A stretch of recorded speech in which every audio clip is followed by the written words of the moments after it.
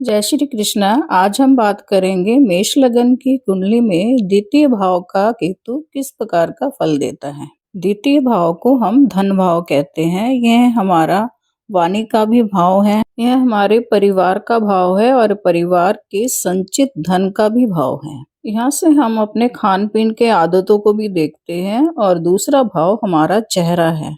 और केतु है मोक्ष का कारक, डिटैच, अलगाव का कारक और अध्यात्म का कारक। ऐसे लोगों को देखा गया है कि परिवार में जो है इनका रिलेशन बहुत अच्छा नहीं रह पाता और ज्यादातर लोग जो है अपने परिवार से कहीं दूर ही अलग रह रहे होते हैं। ऐसे व्यक्ति को धन जोड़ने में बहुत ज्यादा दिक्कतें आती है। व्यक्ति जो है अपनी कमाई में से कुछ भी संचित नहीं कर पाता। ज्यादा से ज्यादा पैसा इस व्यक्ति का खर्चा ही हो जाता है। और ऐसा भी देखा गया है, ऐसा व्यक्ति जो है अपने पारिवारिक संचित धन को भी जो है खर्चा कर देता है। और ऐसे व्यक्ति का जो है वाणी दोष भी देखा गया है। ऐसा व्यक्ति या तो चुप रहता है या तो जब बोलता है बहुत ही लाउड बोलता है और बोलचाल में जो है ये खराब भाषा का भी यूज करता है, गाली गलौज का। और इनके मुंह से निकले गलत शब्दों के कारण सामने वाला व्यक्ति आहत हो जाता है और इनके पारिवारिक संबंध और सामाजिक संबंध भी खराब हो जाते हैं। सेकंड भाव से जो है हम खान पीन की आदतों को भी देखते हैं। और ऐसे व्यक्ति का जो है खान पीन की आदत बहुत अच्छी नहीं होती। ये लोग कुछ भी खा लेते हैं, खट्टी चटपटी चीजें बहुत ज्यादा सेवन करते हैं ये लोग, जिससे इनका स्वास्थ्य भी खराब रहता है। पढ़ाई लिखाई में भी इनको कई बाधाओं का सामना करना पड़ता है। और कई बार ऐसा भी देखा गया है इनका खुद का फोकस भी जो है पढ़ाई लिखाई से हटता रहता है। वैसे ये लोग पढ़ाई लिखाई में ध्यान दे तो मनोविज्ञान में जो है इनको बहुत ज्यादा रुचि रहता है। और ये सब्जेक्ट इन लोगों के लिए बहुत अच्छा भी रहता है क्योंकि ये लोग जो है बहुत गहराई से सोचते हैं, दूसरों की बातों को बहुत अच्छी तरह समझ कर लोगों को उनकी समस्याओं का सॉल्यूशन दे सकते हैं। अतः ये लोग जो है मनोरोगियों को बहुत अच्छी तरह से हैंडल कर सकते हैं। यहाँ पर दूसरे भाव के कारक ग्रह है गुरु, बृहस्पति, शुक्र और चंद्रमा। तो दूसरे भाव में अगर गुरु की कृपा रही, मतलब कि कुंडली में गुरु जहाँ बैठा हुआ है, अगर शुभ अवस्था में बैठा है, बलवान होकर बैठा है और गुरु की दृष्टि भी पड़ रही है सेकंड हाउस में, तो पैसा तो ऐसे व्यक्ति के पास आता बहुत है लेकिन पैसा संचित करने में बहुत दिक्कतें आती हैं। ऐसे लोगों को पैसा गोल्ड में इन्वेस्ट करना चाहिए। और अगर मंगल जो है कुंडली में अच्छा बैठा हुआ है बलवान होकर, तो ऐसे लोग जो है प्रॉपर्टी में भी अपना पैसा इन्वेस्ट कर सकते हैं। इन्हीं तरीकों से जो है ये लोग पैसे को जोड़ सकते हैं क्योंकि लिक्विड मनी ये लोग सब खर्चा कर देते हैं। शुक्र भी वैभव का, लग्जरी का कारक है और चंद्रमा भी जो है धन का और मन का कारक है और इस भाव के भी कारक हैं। तो पैसा तो व्यक्ति के पास आएगा बहुत, लेकिन व्यक्ति पैसे को जोड़ पाएगा, रख पाएगा या नहीं, ये एक अलग समस्या है। और सेकंड भाव के केतु वाले व्यक्ति को देखा गया है कि ऐसे व्यक्ति का पत्नी की तरफ ज्यादा झुकाव होता है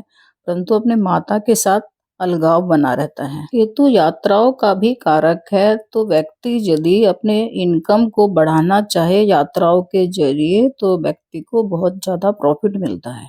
या फिर व्यक्ति यदि नौकरी कर रहा होता है और नौकरी में यदि व्यक्ति का बार बार ट्रांसफर होता रहता है, तो ट्रांसफर में भी जो है ऐसे व्यक्ति की आय में वृद्धि होती रहती है। कहने का मतलब ये है कि व्यक्ति यदि एक जगह टिक कर काम कर रहा होता है तो ऐसे में व्यक्ति की प्रॉफिट कम होती है। कई बार व्यक्ति के आय के साधन भी खत्म हो जाते हैं, व्यक्ति की नौकरी चली जाती है। तो काम में बदलाव व्यक्ति के लिए अच्छा है क्योंकि केतु जो है बदलाव का भी कारक है। यहाँ कुंडली में केतु पर जहाँ गुरु की दृष्टि बहुत ही अच्छी मानी जाएगी, शुभ मानी जाएगी, वहीं जो है मंगल की दृष्टि और चंद्रमा की दृष्टि जो है बहुत खराब मानी जाएगी। चंद्रमा और मंगल की दृष्टि पड़ने से ऐसे व्यक्ति के जीवन में उतार चढ़ाव की स्थिति बनी रहती है। व्यक्ति जीवन भर संघर्ष करता रहता है, व्यक्ति का धन संचित नहीं हो पाता, जोड़ नहीं पाता और व्यक्ति को जो है पारिवारिक प्रॉपर्टी से भी हाथ धोना पड़ता है। और केतु पीड़ित रहेगा तो व्यक्ति का स्वास्थ्य भी खराब रहेगा, व्यक्ति को हमेशा कमजोरी की आभास होगी, व्यक्ति थका थका महसूस करेगा खुद को। ऐसे व्यक्ति का पारिवारिक संबंध भी बहुत अच्छा नहीं रह पाता, व्यक्ति खुद को अकेला महसूस करता है और व्यक्ति का जो है परिवार से अलगाव की स्थिति बनी रहती है।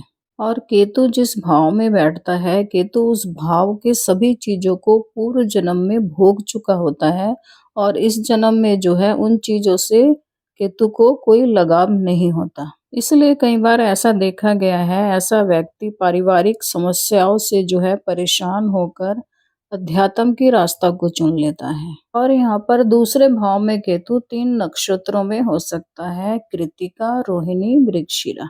कृत्तिका नक्षत्र के स्वामी सूर्य देव है। अगर केतु सूर्य की नक्षत्र में है तो ऐसे में व्यक्ति को जो है बहुत संघर्ष करना पड़ेगा। व्यक्ति बहुत मेहनत तो करेगा लेकिन व्यक्ति को वैसा नेम फेम नहीं मिल पाएगा। व्यक्ति की मान सम्मान में कमी आ सकती है समाज में। व्यक्ति को सरकारी नौकरी मिलने में दिक्कत हो सकती है और संतान सुख में बाधाएं आ सकती है। संतान प्राप्ति में डिले हो सकता है क्योंकि सूर्य इस कुंडली में पंचम भाव का स्वामी है और पंचम भाव से हम संतान को भी देखते हैं। व्यक्ति को लव अफेयर में दिक्कतें आएगी। व्यक्ति जो है अपने प्यार का इजहार नहीं कर पाएगा। ऐसे व्यक्ति का प्यार ज्यादातर एक तरफा ही देखा गया है और अगर लव अफेयर हो भी जाता है तो लंबे समय तक चल नहीं पाता। कुंडली में सूर्य की प्लेसमेंट अगर अच्छी है तो 5th हाउस से रिलेटेड चीजों से आपको थोड़ा बहुत लाभ मिल सकता है।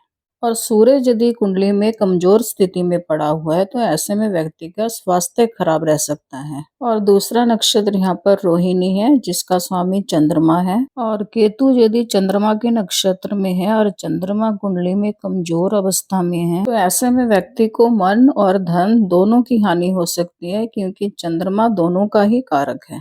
व्यक्ति बहुत कल्पनाशील हो सकता है। व्यक्ति के मन में भ्रम की स्थिति पैदा हो सकती है। ऐसा व्यक्ति दूसरों के ऊपर शक बहुत करता है। उसे ऐसा लगता है कि उसके ऊपर किसी ने ब्लैक मैजिक कर दिया है और ऐसे में व्यक्ति मनोरोगी भी हो सकता है। और ऐसे व्यक्ति को कई प्रकार की बीमारियां हो सकती है, कोल्ड की, साइनस की, लंग्स की। और अगर कुंडली में चंद्रमा मजबूत अवस्था में है जैसे कि चौथे भाव में है अपनी ही राशि में, ऐसे में व्यक्ति का मन भी मजबूत रहेगा और स्वास्थ्य भी ठीक रहेगा। और क्योंकि चंद्रमा धन के भी कारक है तो ऐसे व्यक्ति के पास पैसे भी आते रहेंगे। और तीसरा नक्षत्र यहाँ पर है मृगशिरा। मृगशिरा नक्षत्र के स्वामी मंगल देव है। कुंडली में अगर मंगल की प्लेसमेंट अच्छी है तो इनकी प्रॉपर्टी बन जाती है लेकिन कुछ एज के बाद जैसे कि 40-42 के बाद।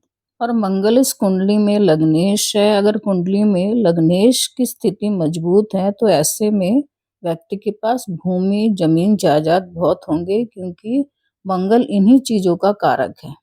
आइए अब केतु की दृष्टियों को भी देख लेते हैं। हम जानते हैं कि केतु के पास 3 दृष्टियां होती हैं, 5वीं, 7वीं और 9वीं दृष्टि।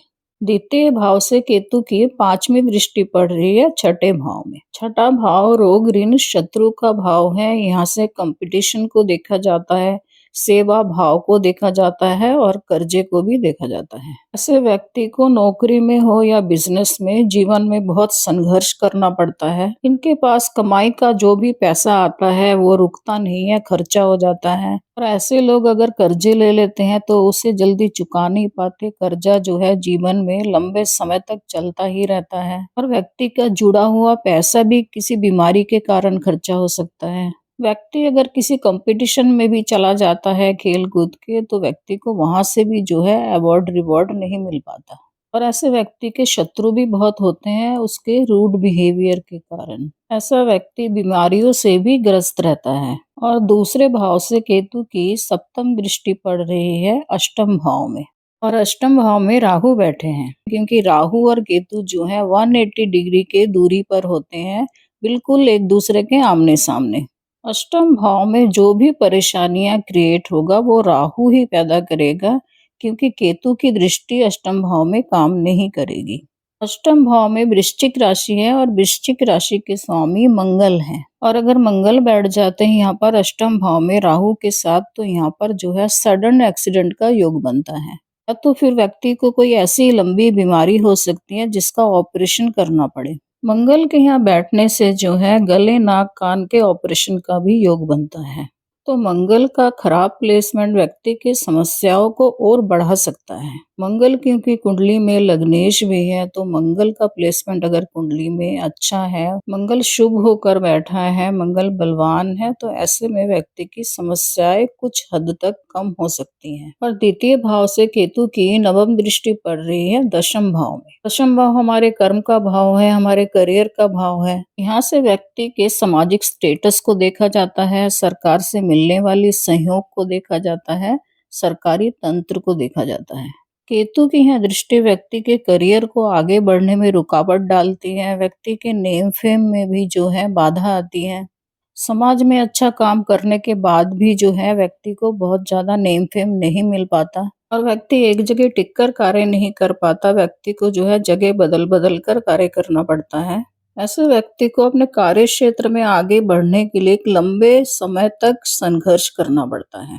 केतु वैसे भी अकेलेपन का कारक है, अध्यात्म का कारक है, तो केतु जो है अपनी दशा महादशा में व्यक्ति को बहुत ज्यादा अकेला कर देता है और ऐसा व्यक्ति दुनिया की परेशानियों को झेलते झेलते अध्यात्म की ओर चला जाता है और वहीं उसे सुकून मिलता है।